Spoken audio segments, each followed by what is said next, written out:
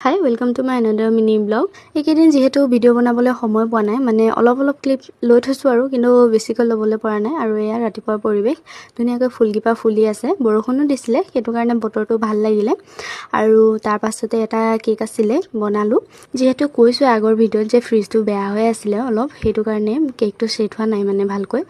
আৰু এফালে 11:30 বাজিছে। এইকেইদিন মোৰ ডেইলি ৰুটিনেই হৈ গৈছে আৰু ক'বলৈ গ'লে ৰাতি 10:30, 11টা বা কেতিয়াবা 12:30 বাজি যায়, তেতিয়ালৈকে কাপোৰ চিলাই আছোঁ। মানে দিনটো যিহেতু সময় নাপাওঁ, ক্লাছ যাব লাগে, চবফালে মানে মেনেজ কৰিব লাগে, সেইবাবে আজি প্ৰথমতে এইটো ব্লাউজটো কমপ্লিট কৰিলোঁ। এইটো আগতে কাটি থোৱা আছিলে কিন্তু চিলোৱা নাছিলোঁ, যিহেতু সময়ে পোৱা নাছিলোঁ। আজি সময় পালোঁ, একেবাৰে চিলাই কৰি শেষে কৰিলোঁ।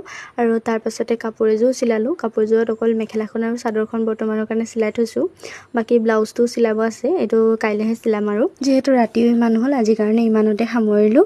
কাম সামৰি পিনে ধুনীয়াকৈ টেবুলখন চাফ চিকুণ কৰি পিনে লাইট অফ কৰি শুলোঁ। আৰু আজিৰ কাৰণে ইমানেই। বাই বাই, আকৌ লগ পাম।